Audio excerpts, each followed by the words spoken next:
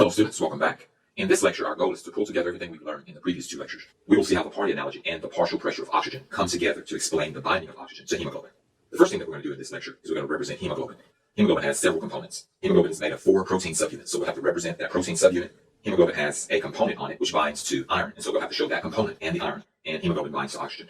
And so now we're going to draw those 4 components.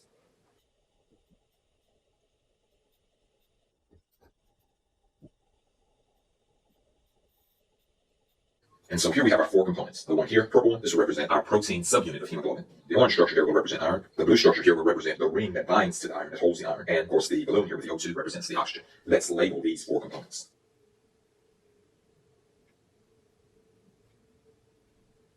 And so here we have our 4 components. The protein subunit, which we will name later, the iron holding ring, the iron itself, and the oxygen. And so the iron holding ring actually holds the iron in place. So here we're going to have the iron here, and now the oxygen is going to actually bind to the iron itself. This is how oxygen binds to the hemoglobin, or really to the protein subunit of hemoglobin. So we have our protein subunit, our iron, the iron holding ring, and oxygen. Let's go ahead and give the actual name of the protein subunit and the iron holding ring. The protein subunit is called globin, so let's put that here.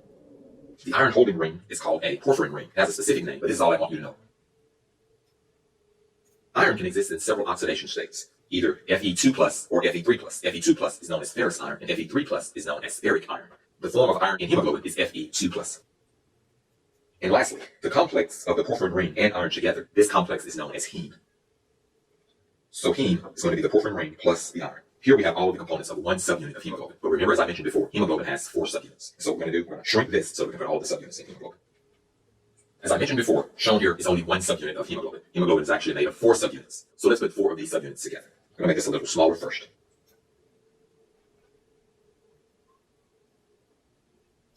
Shown here is hemoglobin with its 4 subunits. Because hemoglobin has 4 subunits, it's called a tetramer. We're going to make these larger here. Because the hemoglobin protein molecule has 4 subunits, it's known as a tetramer, because tetra means 4. There are 3 different forms of hemoglobin we will specify. The main form is adult hemoglobin. And in adult hemoglobin, there are 2 alpha chains, or 2 alpha subunits, and 2 beta subunits. This type of hemoglobin, in which there are 2 alpha subunits and 2 beta subunits, is known as adult hemoglobin, or HbA. An alternate form of HbA has 2 alpha chains and 2 delta chains. This is known as HbA2. There are 2 alpha chains and 2 delta chains in HbA2. A third form of hemoglobin is known as fetal hemoglobin, in which the 2 beta chains are replaced with gamma chain. And so these are our 3 forms of hemoglobin. One other thing I want to mention here is that in hemoglobin, the 4 subunits are not identical. If they were identical, hemoglobin would be a homotetramer. However, since they're different, it is a heterotetramer.